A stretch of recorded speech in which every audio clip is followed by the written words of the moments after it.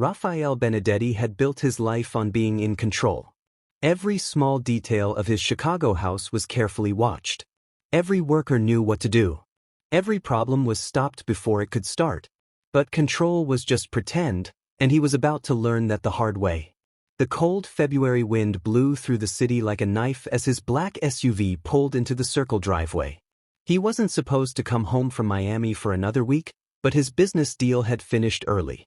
Being 3 days early meant 3 days to catch up on work that never stopped. The big house looked dark against the winter sky, with most windows black. The workers were asleep, just like they should be at 2 o'clock in the morning. Raphael liked the quiet anyway.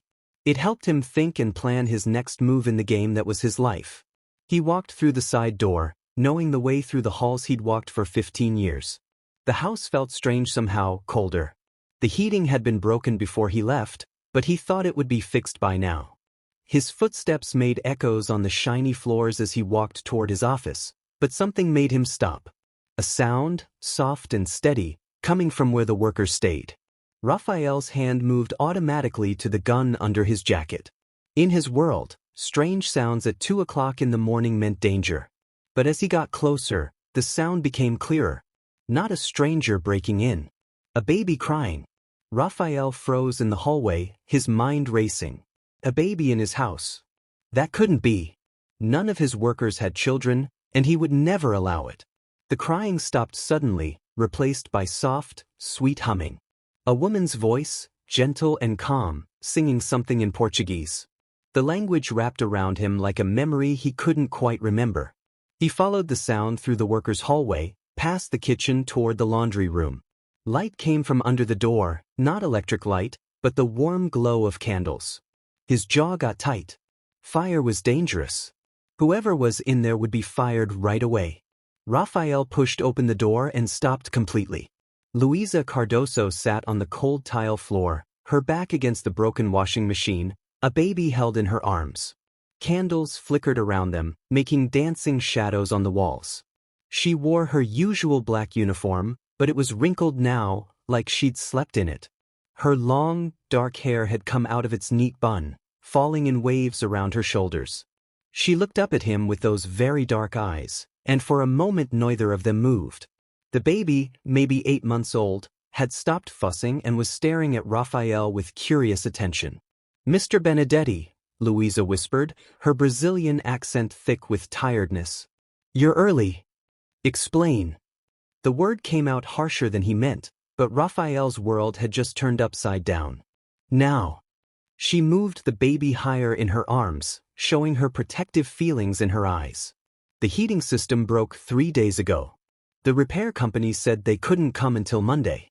It's too cold upstairs for," she stopped herself. "For who, Luisa?" She lifted her chin, showing that stubborn pride he'd noticed before. "For Diego." The baby had a name. Raphael's eyes moved to the child, really looking for the first time. Dark hair, olive skin, and eyes that seemed way too familiar. Something cold settled in his stomach. "Whose baby is that?" Luisa's arms held the child tighter. "Mine. I don't allow workers to bring family members into this house. You know the rules." "I know the rules." Her voice was steady, but he noticed the slight shaking in her hands. "But I had nowhere else to go." Raphael stepped closer, and she pulled back without thinking. The movement sent a spike of something unexpected through his chest. Not anger, but something else. Something that felt strangely like worry. "How long has he been here?" "Since he was born." 8 months. The baby had been living in his house for 8 months, and he'd never known. How was that possible? Raphael was proud of knowing everything that happened under his roof. "Where?" "The storage room behind the kitchen. It's small but warm enough usually. I only brought him down here because—" "You've been living in a storage room." The words came out sharper than he meant. "With a baby?" Luisa's eyes flashed. "It's better than the streets." The simple statement hit him like a punch. She'd been living in a storage room in his big house rather than be homeless with a baby for 8 months. Raphael studied the child again, something bothering him. The shape of the eyes, the stubborn chin, the way the baby stared at him without fear. "Who's the father?" Louisa's face went carefully blank. That's not your business. Everything in this house is my business. He moved closer, and this time she didn't back away. Who is he? Gone, she said simply. It doesn't matter. But it did matter. Something about this whole thing felt wrong, like puzzle pieces that didn't fit right. Raphael had built his life on reading people, on seeing the lies they tried to hide. And Luisa Cardoso was definitely hiding something. The baby, Diego, began to fuss again, and Luisa immediately started that soft humming. The sound did something strange to Raphael's chest, made it tight in a way he didn't know. You can't stay here, he said. But the words didn't have their usual power. I know. She stood slowly, holding Diego against her shoulder. I'll pack our things and be gone by morning. Where will you go? The question surprised them both. Raphael never asked about his workers' personal lives. He paid them well. They did their jobs, and what happened outside these walls was none of his business. Luisa met his eyes, and for a moment he saw past the careful mask she wore, saw the tiredness, the fear, the desperate love of a mother who would do anything to protect her child. I'll figure something out, she said. I always do. She moved toward the door, but Raphael's voice stopped her. Wait.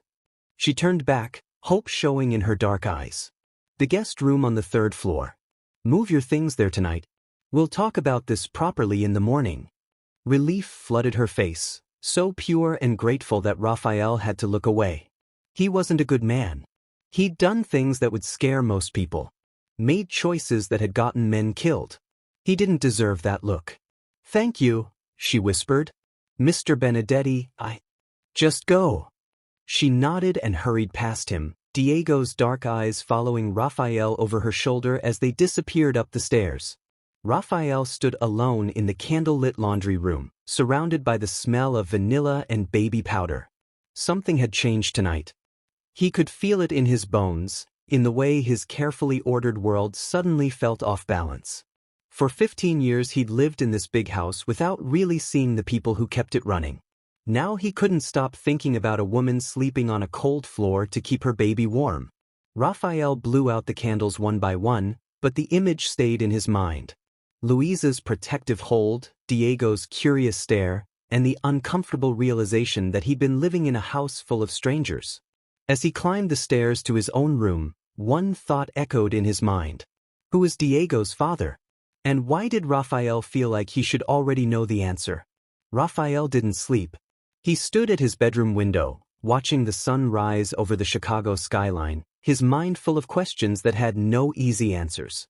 Every time he closed his eyes, he saw Luisa's face in the candlelight, saw the way she'd held Diego like he was her entire world. At 7 o'clock sharp, he went to the kitchen. Maria, his cook, was already there making breakfast like she always did. She looked up when he came in, surprise showing on her old face. Mr. Benedetti, you're back early. I wasn't expecting. Where's Luisa? Maria's hand stopped on the coffee pot. She's upstairs, sir. With the baby. You knew about the baby. It wasn't a question. Maria had worked for him for 12 years. She knew everything that happened in this house. Her silence was answer enough. How long have you known? Since he was born. Maria admitted, her voice barely above a whisper. She begged us not to tell you. She was so scared you'd fire her, and she had nowhere else to go. Raphael's jaw got tight. And you all decided to lie to me. We decided to protect a girl who was doing her best in an impossible situation. Maria's chin lifted with surprising boldness. That baby never caused any trouble. Luisa made sure of that. She worked twice as hard as anyone else, never complained, never asked for anything extra. She was living in a storage room, Maria. Because she was too proud to ask for better. Maria turned back to the coffee, her movements sharp with feeling. Do you know what she did when Diego was sick last month? She walked 4 miles to the free clinic because she couldn't afford a taxi and wouldn't ask for money early. For miles carrying a sick baby in the snow. Each word hit Raphael like a punch. He'd been in this house living in luxury while one of his workers walked through snow with a sick child because she was too proud to ask for help. Why didn't you tell me? Would it have mattered? Maria's question hung in the air between them. When have you ever cared about our personal lives? She was right and they both knew it. Raphael had built walls around himself, kept his workers at a distance. It was safer that way, cleaner. Feelings made things complicated, made people weak. But standing in his kitchen, learning about Louisa's struggles, those walls felt less like protection and more like prison bars. I want to see them, he said. Maria nodded toward the ceiling. Third floor guest room. But sir, she's probably scared. Don't make this harder for her than it already is. Raphael climbed the stairs, his footsteps echoing in the empty hallway. The third floor was rarely used, saved for guests who never came. As he got close to the guest room, he could hear soft voices. Luisa talking to Diego in a mix of Portuguese and English. He knocked softly. Come in. Luisa sat on the bed, Diego on her lap, both of them in morning sunlight. She had changed out of her uniform into jeans and a simple sweater, her hair loose around her shoulders. Without the formal distance of her work clothes, she looked younger, weaker, and more beautiful than he'd ever noticed. Mr. Benedetti. She started to stand, but he motioned for her to stay. We need to talk. Fear showed in her eyes. If this is about last night, it's about a lot more than last night. Raphael moved closer, his attention caught by Diego. In daylight, the similarity was even more striking. The shape of the eyes, the stubborn chin, even the way the baby's hair grew in a slight cowlick at the top. Raphael's blood ran cold. Luisa. His voice came out rougher than he meant. How old is Diego? 8 months and 2 weeks. Raphael did the math, counting backward. 8 months and 2 weeks ago he would have been. His mind flashed to a night in early May. A night when everything had gone wrong, when betrayal had cut deep and whiskey had flowed freely. A night when Luisa had found him in his office drunk and bleeding from a knife wound, and had stayed to clean the cut and listen to him talk angrily about loyalty and trust. A night when sadness and alcohol had stripped away his control, when her gentle touch had lit something desperate and hungry, when he'd pulled her into his arms and lost himself in her warmth, in the way she whispered his name like a prayer. A night he'd convinced himself was a mistake. No, he breathed. But even as he said it, he knew the truth. Diego's dark eyes stared up at him with curious intelligence, and Raphael saw his own face reflected back, his own eyes, his own stubborn jaw, his own bold spirit. He's mine. Luisa's face went white. Mr. Benedetti. He's my son. The words felt strange on his tongue, impossible and undeniable all at once. Diego is my son. She held the baby tighter, protective feelings taking over everything else. You don't understand. I understand perfectly. Raphael's voice was deadly quiet. You've been raising my child in a storage room while I lived upstairs, completely unaware. You've been struggling, walking through snow with a sick baby, sleeping on cold floors, and you never said a word. You made it clear that night was a mistake. The words burst out of her, 2 years of hidden pain and anger finally breaking free. You told me to forget it ever happened, that it could never happen again. What was I supposed to do? Trap you with a baby you didn't want? Raphael stared at her, memories flooding back. The morning after, when reality had crashed down and he'd panicked. He'd been mean, dismissive, desperate to rebuild the walls she'd somehow torn down. He'd told her it was a mistake, that she should forget it ever happened. He'd never thought that she might be carrying the results of that night. You should have told me. Why? Louisa's eyes burned with anger. So you could pay me to disappear? So you could pretend we didn't exist? I've seen how you handle problems, Raphael. I wasn't going to let my son become one of them. The use of his first name hit him like a slap. She'd never called him anything but Mr. Benedetti, never crossed that line. But now, with their son between them and 2 years of secrets spilling out, being formal felt silly. He's not a problem, Raphael said, his voice rough. He's my son. He's my son. Louisa shot back.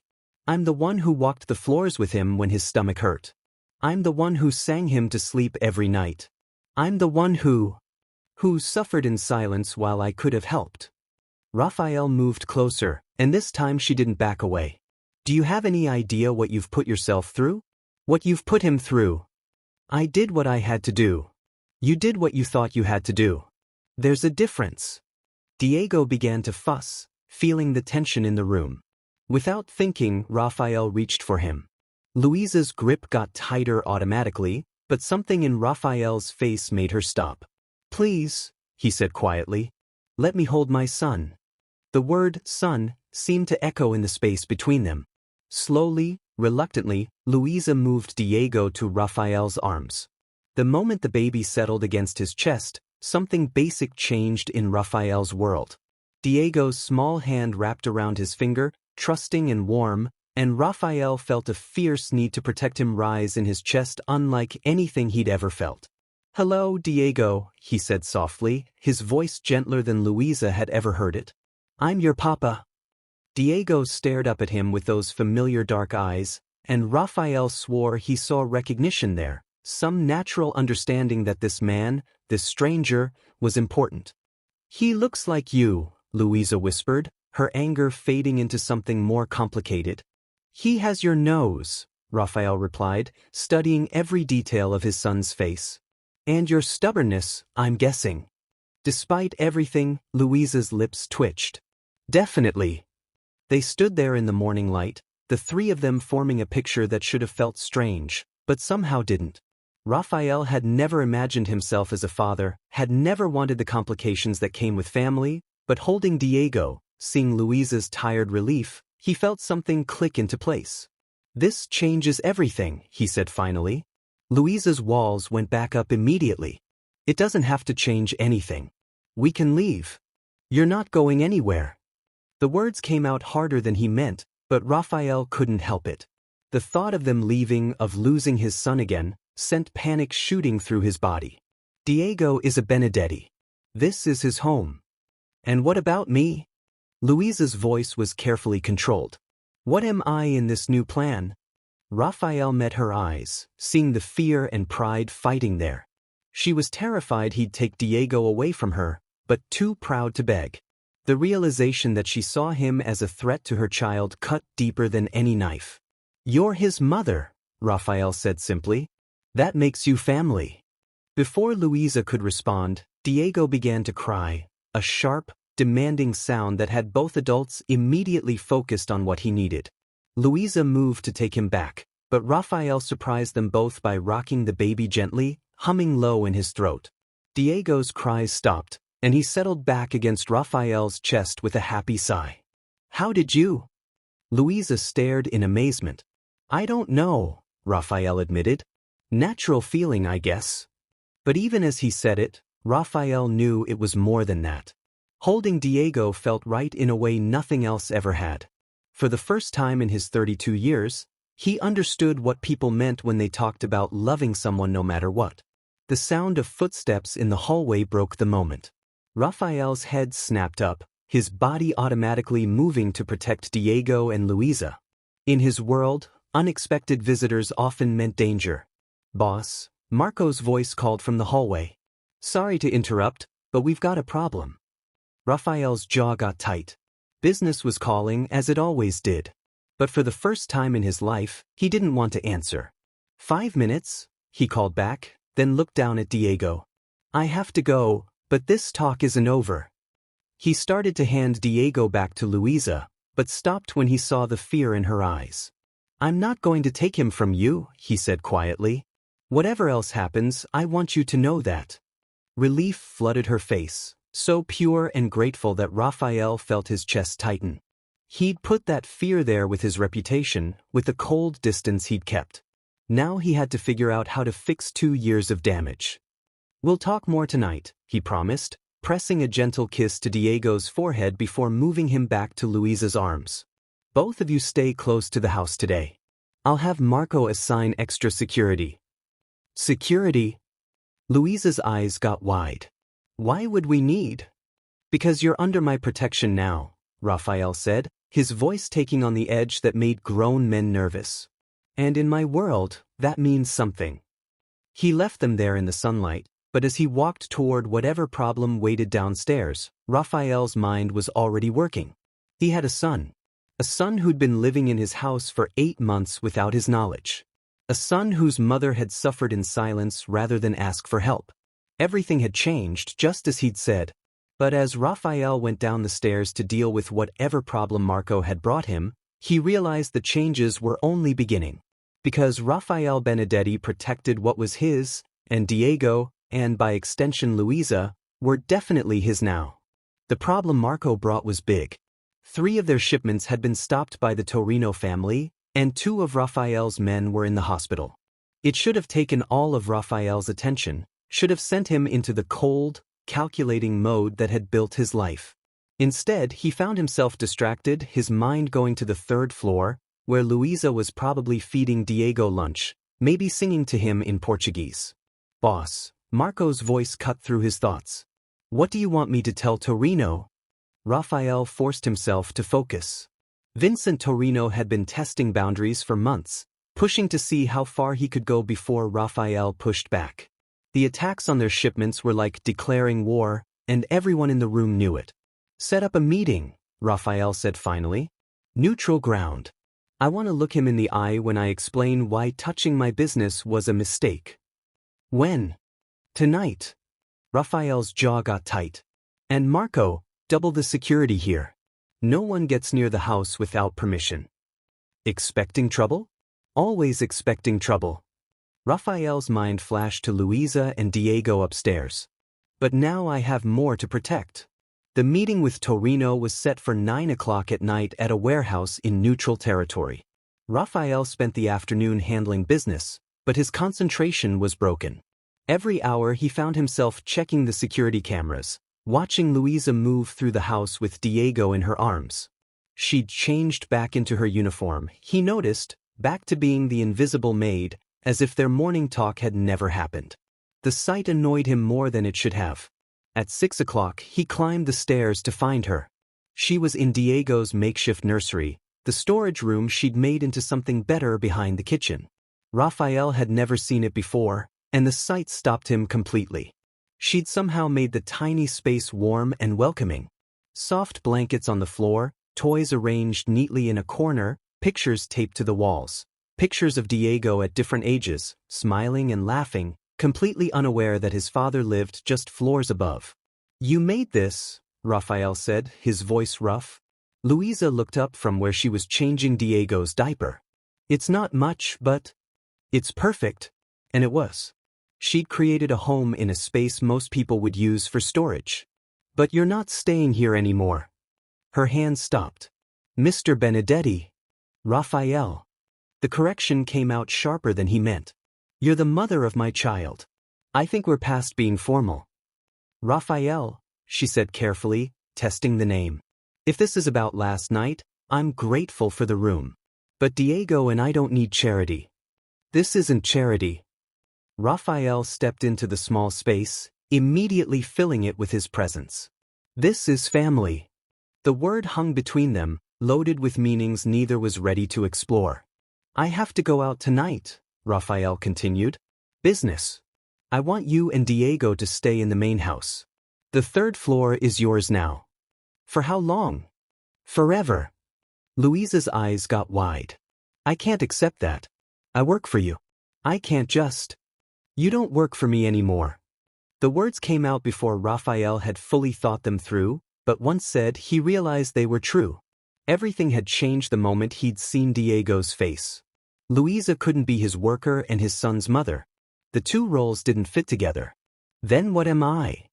Her voice was barely above a whisper. Raphael looked at her, really looked, at the tiredness in her dark eyes, the way she held herself with careful pride despite everything she'd been through. At the strength it must have taken to raise his child alone while working in his house, seeing him every day, never saying a word. "You're Diego's mother," he said finally. "And you're under my protection." "That's not an answer." "It's the only answer I have right now." Diego began to fuss, and Luisa automatically lifted him, settling him against her shoulder. The easy way she did it, the way Diego immediately calmed at her touch, sent something sharp through Raphael's chest. "I missed everything," he said suddenly. His first smile, his first word. "Everything." Luisa's face softened slightly. He hasn't said his first word yet. And he smiles all the time. Show me. What? Show me how to make him smile. For a moment, Luisa just stared at him. Then, slowly, she moved Diego to Rafael's arms. The baby settled against his chest with the same easy trust he'd shown that morning, and Rafael felt that fierce need to protect Serge again. Talk to him, Luisa said softly. He likes voices. And he loves when you make faces. Rafael felt silly, but he found himself making big expressions at his son. Diego watched with serious attention for a moment, then his face split into a grin so bright it could have powered the city. There, Luisa whispered, and Rafael heard the smile in her voice. That's the smile that got me through the hardest days. Rafael looked up to find her watching them with a look he couldn't quite understand. Longing maybe, or sadness, or something more complicated than either. Luisa. You should go, she said, stepping back. Your business is waiting. She was right. But Rafael found himself not wanting to leave. The warehouse meeting with Torino was important, maybe dangerous, but this, holding his son, standing close enough to smell Luisa's vanilla scent, felt more important than anything else in his world. I'll be back late, he said, moving Diego back to her arms. Don't wait up. Be careful. The words slipped out before she could stop them, and Rafael saw her immediately wish them back. She had no right to worry about him, her face seemed to say. No right to care whether he came home safe. But Rafael found himself hoping she would anyway. The meeting with Torino went exactly as Rafael expected. Threats disguised as talking, showing off disguised as negotiating. Vincent Torino was a small man with big dreams and poor judgment. He'd been testing Rafael's boundaries for months, and tonight's talk made it clear he had no plans to stop. You're getting soft, Benedetti, Torino said as the meeting wound down. Word is you're distracted these days. New interests taking up your time. Rafael's blood chilled. If Torino knew about Luisa and Diego. My interests are my business, Rafael said carefully. Everything's business in our world. Torino's smile was cold. Especially weaknesses. Rafael left the warehouse with a sick feeling in his stomach. Torino's words had been a warning, a threat disguised as casual talk. Someone had been watching Rafael's house, had noticed changes in his routine. He called Marco from the car. I want people watching Torino. Everything. Where he goes, who he talks to, what he eats for breakfast. And I want the house locked down tight. Boss, what's going on? Torino knows something. I don't know what or how much, but he knows something. Rafael hung up and pressed harder on the gas pedal. He needed to get home, needed to make sure Luisa and Diego were safe. The thought of Torino's men anywhere near his family sent rage running through his body. The house was quiet when he arrived, most of the lights off. Rafael went upstairs, planning to check the security system, but found himself stopping outside the third-floor guest room instead. The door was slightly open, and he could hear Luisa's voice inside, soft and musical.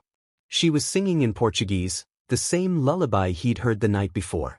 Rafael pushed the door open just enough to see inside. Luisa sat in the rocking chair by the window, Diego in her arms, both of them in moonlight. She was still in her uniform, but her hair was down, falling in waves around her shoulders. Her voice was barely above a whisper, but the love in it was clear. Rafael had never heard anything more beautiful in his life. He started to back away, not wanting to interrupt the private moment, but Diego's eyes found his in the darkness. The baby's face lit up with recognition, and he reached out his small hand toward Rafael. Luisa's singing stopped. She turned to see what had gotten Diego's attention, and her eyes met Rafael's across the room. I didn't mean to interrupt, Rafael said softly. You didn't. Luisa's voice was careful, neutral. How was your meeting? Complicated. Rafael stepped into the room, pulled by Diego's outstretched hand. May I? Luisa nodded, and Rafael crossed to them, taking Diego's small hand in his larger one. The baby's fingers wrapped around his thumb with surprising strength. He waited for you, Luisa said quietly. He usually falls asleep during the lullaby, but tonight he kept looking toward the door. He was waiting for me? Children sense more than we think they do. Luisa's eyes met his. He knows you're important. The simple statement hit Raphael harder than any business deal, any threat from Torino. This small person, this perfect mix of him and Luisa, somehow knew he belonged here. Luisa, Raphael said, his voice rougher than he meant, about what I said earlier, about you not working for me anymore. I've been thinking about that. She moved Diego in her arms, and Raphael caught a glimpse of uncertainty in her face. If I'm not your worker, then what am I? What are we doing here? It was a fair question, and Raphael wished he had a clear answer. Everything about this situation was new in his carefully ordered world. I don't know, he admitted. But I know I can't let you leave. I know Diego belongs here with me. And I know that wherever Diego is, you need to be too. That's not a plan, Raphael. That's just wanting things. Then we'll figure out a plan. Raphael's voice took on the edge of command that had built his life. Together. And if I don't want to figure it out? If I want to take Diego and leave?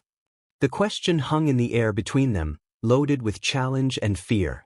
Raphael felt his jaw tighten, felt the possessive feeling that had served him well in business surge to life. You won't, he said finally. How can you be so sure? Raphael looked down at Diego, who was watching their talk with serious dark eyes. Then he looked back at Luisa, seeing the tiredness and uncertainty she was trying to hide. Because you're tired of fighting alone, he said quietly. Because you want what's best for Diego, and what's best for him is having his father in his life. And because despite everything, despite the way I handled things 2 years ago, despite the walls I've built, you still care about me. Luisa's breath caught. Raphael. You told me to be careful tonight, he continued, his voice soft but unstoppable. You worried about me. You can deny it, but I saw it in your eyes. That doesn't mean. It means everything. Raphael reached out, his fingers barely touching her cheek. It means we have something to build on. For a moment, Luisa leaned into his touch, her eyes closing. Then she seemed to remember herself and pulled back. This is complicated, she whispered. The best things usually are. Diego chose that moment to yawn, a tiny sound that broke the tension in the room. Luisa smiled, and Raphael felt his chest tighten at the sight. He needs to sleep, she said. And so do you. Raphael studied her face, noticing the dark circles under her eyes. When's the last time you got a full night's rest? I don't remember.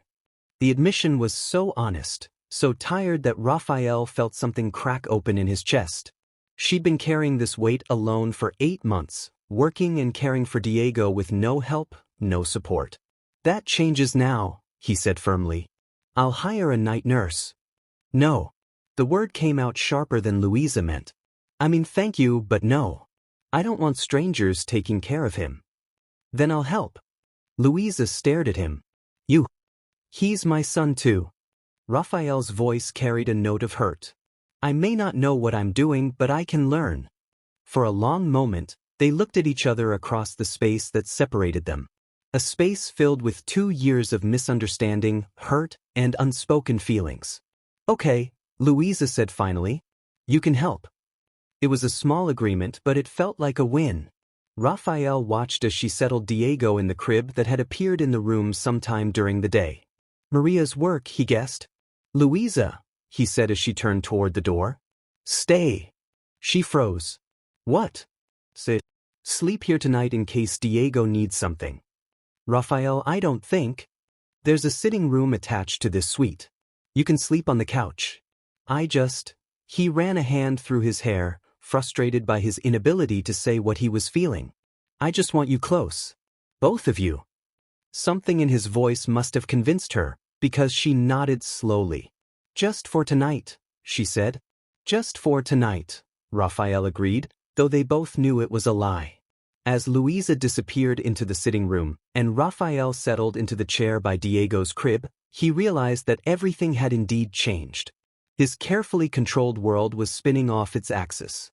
And for the first time in his life, Raphael didn't want to get control back. He wanted to see where this chaos would lead. But first, he had to make sure Vincent Torino never got the chance to threaten his family again. Raphael woke to the sound of Diego crying and sunlight coming through unfamiliar windows. For a moment he was confused. He'd fallen asleep in the chair by Diego's crib, his neck stiff and his expensive suit wrinkled beyond repair. The crying stopped suddenly, replaced by Luisa's soft voice. Raphael looked up to see her lifting Diego from the crib, her hair messy from sleep, wearing the same clothes from yesterday. "Sorry," she whispered, noticing he was awake. "I tried to get to him before he woke you." "Don't apologize." Raphael stood, working the kinks out of his neck. "What time is it?" "Almost 7 o'clock. He's usually up early." Raphael watched as Luisa bounced Diego gently, the baby's cries turning into happy babbling. The sight of them together in the morning light, rumpled and real and his, did something dangerous to his chest. "I should go," Luisa said, not meeting his eyes. "Let you get ready for work." "Stay." The word came out more like a command than a request, and Raphael saw Luisa's spine stiffen. "Please," he added, softening his tone. "Have breakfast with me. Both of you." "Raphael." "It's just breakfast, Luisa." But they both knew it wasn't just breakfast. It was the three of them together like a family. It was dangerous territory for both of them. "Okay," she said finally. "Just breakfast." An hour later, they sat in Raphael's private dining room, a space Luisa had cleaned hundreds of times but never eaten in. Diego sat in a high chair that had appeared overnight, Maria again, banging a spoon against his tray while Luisa tried to feed him. "He's not usually this difficult," Luisa said as Diego turned his head away from another spoonful of baby food. "I think he's showing off." Raphael found himself smiling. "Showing off for who?" "You." Luisa's eyes met his across the table. "He likes having your attention." "The feeling is mutual." Raphael reached over and made a silly face at Diego, who immediately broke into giggles. "See? He just has good taste." The easy closeness of the moment, the three of them sharing breakfast, Diego laughing, Luisa's small smile, felt more dangerous than any business meeting Raphael had ever had. It felt like something he could get used to, something he could want, something he could lose. His phone buzzed, breaking the moment. Marco's name flashed on the screen. "I have to take this," Raphael said, stepping away from the table. "Boss, we've got a problem." Marco's voice was tight with tension. "Torino's making moves. 3 of our clubs were hit last night. Nothing stolen, but the message was clear." Raphael's blood chilled. "Anyone hurt?" "No, but that's not the worst part. Boss, they left something behind. A photo." "What kind of photo?" "Of your house, taken yesterday. There's a woman in the picture carrying a baby." The phone nearly slipped from Raphael's hand. "Where are you?" "Downstairs." "I'll be right there." Raphael hung up and turned back to find Luisa watching him with worried eyes. "What's wrong?" she asked. "I need to handle something." "Stay here. Don't leave this room." "Raphael, you're scaring me." He crossed to her, cupping her face in his hands. "I won't let anything happen to you or Diego. Do you understand me?" She nodded, but he could see the fear in her dark eyes. "I'll be back in an hour," he promised, pressing a kiss to her forehead before he could stop himself. "Don't leave this room." Marco was waiting in Raphael's office, his face serious. He handed over a photograph without a word. Raphael's vision went red. The photo showed Luisa walking across his front lawn yesterday afternoon, Diego in her arms. She was smiling down at the baby, completely unaware she was being watched. Someone had been close enough to capture the tenderness in her face, the way Diego's small hand rested against her cheek. Someone had been watching his family. "How many men does Torino have?" Raphael's voice was deadly quiet.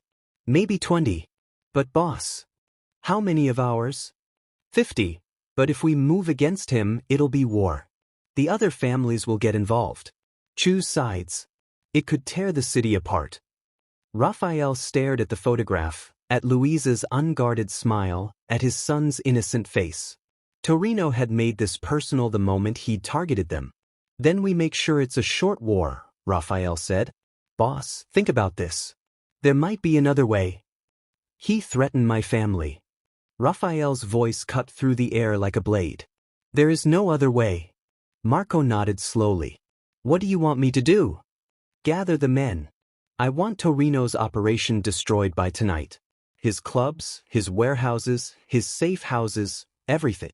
But I want him alive. Alive. I want to look him in the eye when I explain why threatening my son was the last mistake he'll ever make. As Marco left to carry out his orders, Raphael stood alone in his office, staring at the photograph.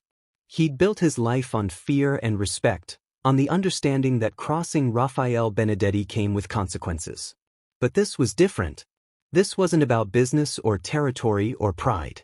This was about Diego's laugh over breakfast. About Luisa's worried eyes. About the family he'd never known he wanted until he'd almost lost it. Raphael's phone rang. A known number. Benedetti. You got my message. Torino's voice was smug, satisfied. Nice family you've got there. If you touch them, relax. I'm not a monster. But I wanted to make sure you understood what's at stake. What do you want? A meeting. Tonight. Just you and me. Where? I'll send details. And Benedetti? Come alone, or the pretty maid and her baby might have an accident. The line went dead. Raphael stood frozen, rage and fear fighting in his chest. Torino had just made the biggest mistake of his life, but he'd also put Raphael in an impossible position. If Raphael brought backup, Luisa and Diego could be hurt. If he went alone, he might not come back. But there was a third option. Raphael picked up his phone and dialed. Marco? Change of plans. By evening, Raphael's plan was in motion. Torino wanted a meeting. He'd get one, but not the kind he was expecting. Raphael found Luisa in the nursery, reading to Diego from a picture book. She looked up when he came in, and he saw the worry she'd been trying to hide all day. How bad is it? She asked quietly. Bad enough. Raphael sat on the edge of the bed, suddenly tired. Luisa, I need you to know that whatever happens tonight, I'll protect you and Diego. Both of you. What's happening tonight? I'm meeting with the man who's been threatening us. It should end this. Should. Luisa's voice rose slightly. Raphael, that doesn't sound. I know. He reached out, taking her hand in his. But I can't let him keep threatening you. I won't live with that fear. Luisa stared down at their joined hands. 2 years ago, you told me that night was a mistake, that it could never happen again. I was wrong. The simple admission hung in the air between them. About which part? She whispered. All of it. Raphael's thumb traced across her knuckles. That night wasn't a mistake. It was the best thing that ever happened to me, and I was too scared to admit it. Raphael. I'm not good at this, he continued, his voice rough. I don't know how to be a father or whatever this is between us. But I want to learn. I want to try. Luisa's eyes filled with tears. What if something happens to you tonight? It won't. You can't promise that. I can promise that I'll fight like crazy to come back to you. Both of you. Diego chose that moment to babble something that sounded strangely like, Papa, and both adults froze. Did he just? Raphael stared at his son in amazement. His first word. Luisa breathed. He said, Papa. Raphael felt his chest tighten with feelings so strong it was almost painful. His son's first word, and it was for him. This perfect little person who barely knew him had chosen him as his first word. Papa, Diego repeated, reaching his small hands toward Raphael. Raphael lifted him carefully, holding him close. That's right, Diego. I'm your papa, and I love you more than you'll ever know. Over Diego's head, his eyes met Luisa's. She was crying now, tears streaming down her face. Luisa, I love you, she whispered. I've loved you since that night 2 years ago, and I never stopped. Even when you broke my heart, even when I hated you for it, I never stopped loving you. The words hit Raphael like a punch. She loved him. This incredible woman who'd suffered in silence, who'd raised his child alone, who'd never asked for anything, she loved him. I love you too, he said, the words feeling strange but right on his tongue. I think I have since that night, but I was too much of a coward to admit it. Louisa stood slowly, crossing to where he sat with Diego in his arms. She reached up, cupping his face in her hands. "Come back to us," she whispered. "Whatever happens tonight, come back to us." "I will," Raphael promised, leaning down to brush his lips against hers. "I will." The kiss was soft, careful, nothing like the desperate passion of 2 years ago. This was a promise, a beginning, a statement of what they meant to each other. When they broke apart, Diego was watching them with serious dark eyes, as if he understood how important the moment was. "We're a family," Raphael said, looking between Louisa and Diego. "Whatever happens, we're a family." "We're a family," Louisa agreed. As Raphael got ready to leave for his meeting with Torino, he carried that image with him, Louisa and Diego together in the lamplight, his son's first word echoing in his ears, the taste of Louisa's kiss still on his lips. He had everything to lose now. But that also meant he had everything to fight for, and Raphael Benedetti had never lost a fight that mattered. The meeting was set for midnight at an empty warehouse on the south side. Raphael arrived early, his men already in place despite Torino's demand that he come alone. He wasn't taking any chances, not with Louisa and Diego's safety on the line. Torino arrived exactly on time, with 4 of his men. He was smaller than Raphael remembered, but his eyes held the cold calculation of a man who'd killed before and would kill again. "Benedetti." Torino nodded. "You came. You threatened my family. Did you think I wouldn't?" "Family?" Torino laughed. "A maid and her unwanted child. That's not family. That's a weakness."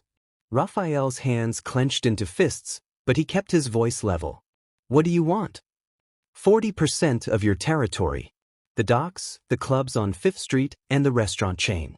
In exchange, I forget I ever saw that pretty little maid of yours.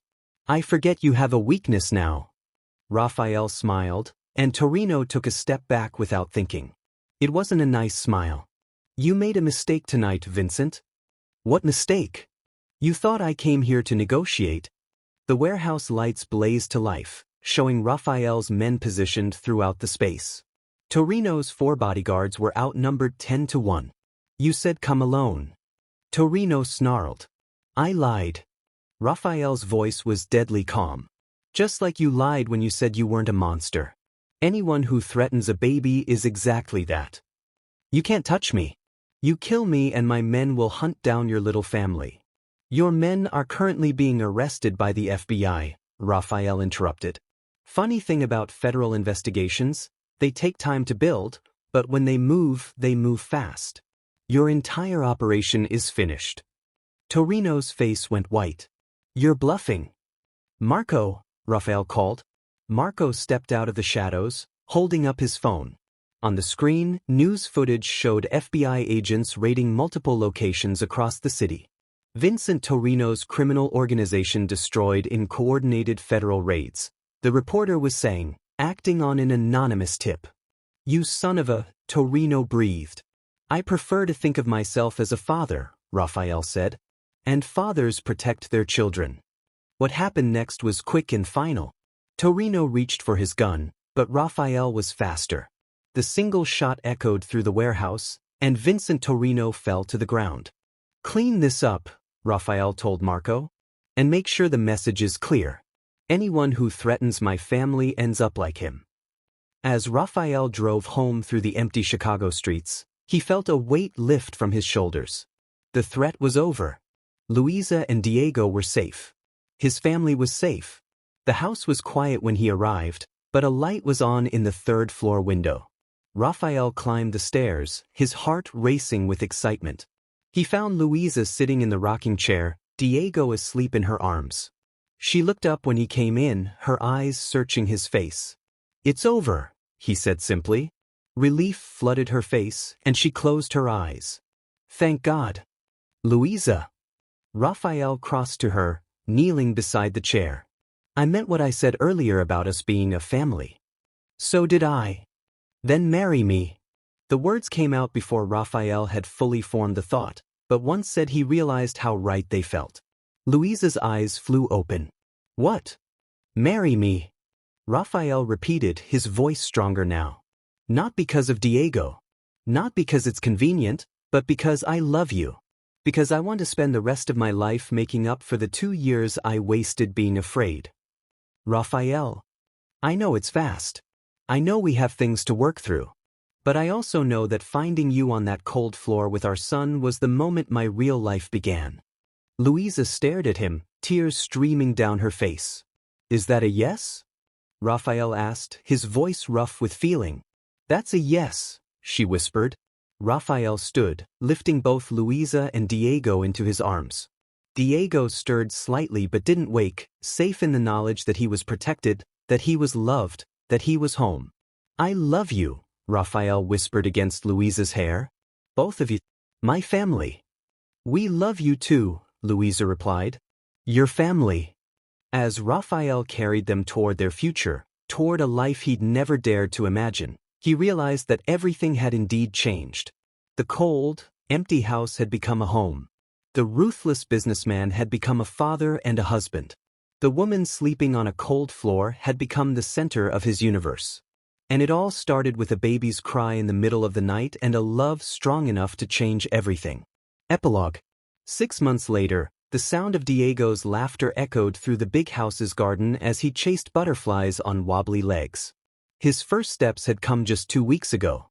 Raphael watched from the patio, a smile on his lips as his 15-month-old son stumbled and got back up with determined persistence. He has your stubbornness, Louisa said, sitting beside Raphael on the outdoor sofa, her hand automatically going to her slightly rounded belly. And your courage, Raphael replied, pulling her closer.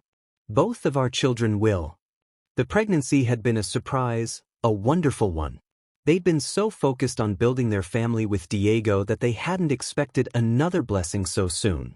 But as Raphael watched Louisa glow with happiness, as he felt the baby kick against his palm at night, he couldn't imagine anything more perfect. Mrs. Benedetti, he whispered against her ear, still loving the sound of her new name. Louisa tilted her head, giving him better access to the sensitive spot below her ear. Have I told you today how much I love you? Only about a dozen times, she laughed. But I don't mind hearing it again. I love you, Raphael said, his voice serious now. More than I ever thought possible. You and Diego and this little one, he placed his hand over her belly, you're everything I never knew I needed. Louisa covered his hand with hers, their wedding rings catching the afternoon sunlight. Do you ever think about that night when you found us in the laundry room? Every day, Raphael admitted. It was the night my real life began. Diego toddled over to them, his chubby hands reaching up to be lifted. Raphael scooped him up easily, settling him on his lap. The toddler immediately began babbling in his mix of Portuguese, English, and Italian, a language blend that perfectly showed their multicultural family. Papa, Mama, baby, Diego said proudly, patting Louisa's belly with gentle hands. That's right, my love, Louisa said softly. Baby. Raphael watched his wife and son, his heart so full it almost hurt. The big house that had once felt like a cold monument to his success now rang with laughter and love. Diego's toys were scattered across the shiny floors, family photos lined the hallways, and every room held memories of their growing happiness. The nursery is almost finished, Raphael said, thinking of the room they'd been preparing for their second child. Maria insisted on painting clouds on the ceiling. She's more excited about this baby than we are, Louisa laughed. Yesterday she was knitting baby shoes during her lunch break. The whole staff loves you, Raphael said, pressing a kiss to her temple. You changed this house, Louisa. You made it a home. We made it a home, she corrected. All of us together. As the sun began to set over Chicago, painting the sky in shades of gold and pink, Raphael thought about how completely his world had changed. The ruthless Mafia boss still existed, his business required it, but he was balanced now by the father, the husband, the man who read bedtime stories and changed diapers and fell asleep to the sound of Portuguese lullabies. Papa! Diego suddenly shouted, pointing at something in the garden. Raphael followed his son's gaze to see Marco walking toward them with a young woman, his new girlfriend, whom he was clearly nervous about introducing to the family. "Looks like Uncle Marco brought a friend," Raphael whispered to Louisa. "Should we rescue her or him?" Louisa asked with amusement. "Both, probably." As Marco and his girlfriend joined them on the patio, as Diego charmed everyone with his infectious giggles, as Louisa's hand rested protectively over their unborn child, Raphael felt a peace he'd never known was possible. The cold floor where he'd found Louisa sleeping with their baby had led to this. A warm evening surrounded by family, love filling every corner of what had once been an empty house. Everything had changed just as he'd said it would that first morning. But the changes had brought him everything he'd never dared to dream of: a wife who loved him completely, children who would grow up knowing they were cherished, and a future bright with possibilities. Raphael Benedetti had built an empire on power and fear. But his greatest victory was the family sleeping safely under his roof each night, the love that had changed his cold world into something warm and beautiful and real. As Diego fell asleep in his arms, and Louisa dozed against his shoulder, Raphael made a silent promise to the stars appearing in the darkening sky. He would spend every day of his life being worthy of this gift, this second chance, this love that had changed everything. The Mafia boss had found his family on a cold floor, and in saving them, they had saved him, too.